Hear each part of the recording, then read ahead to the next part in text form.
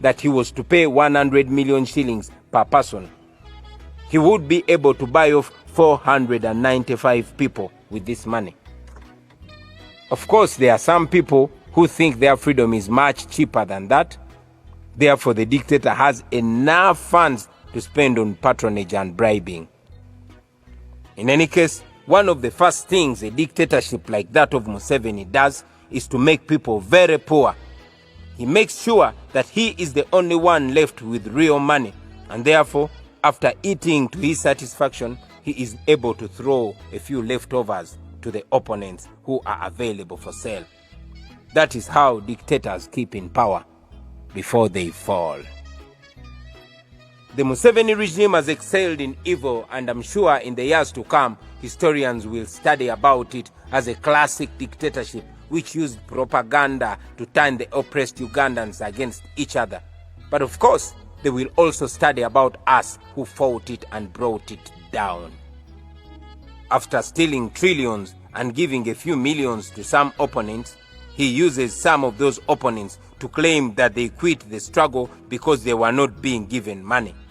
In my case, for example, the same regime that has blocked most of my sources of income uses people to say that I have a lot of money which I'm not giving out. My fellow Ugandans, let me repeat this again so that it sinks. The Museveni regime is buying people using your money. Those people who refuse to be bought will be harassed, intimidated, and some will even be murdered. So please don't be scared when you see all this. What we are involved in is a real war. We are struggling to get our country out of the hands of a clique of people who forcefully and illegally took over our country in 1986, and they now believe it is their personal property. They have turned all of us into slaves, and we must fight to free ourselves.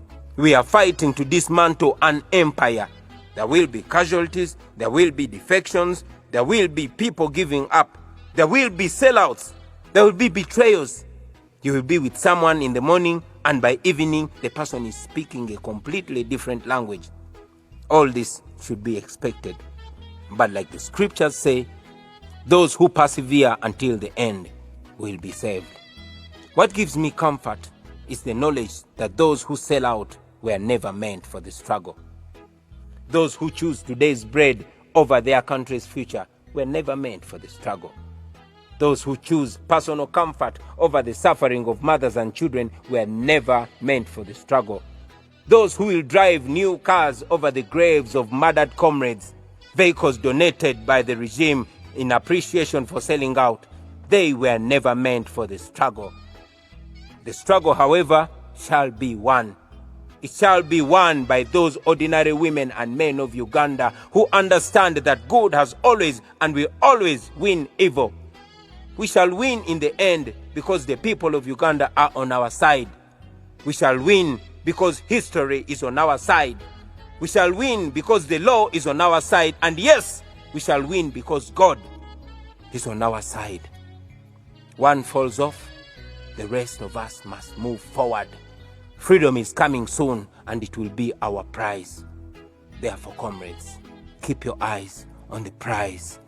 No matter how dangerous and scary those dictatorships have been, they have always fallen in the end. We shall overcome.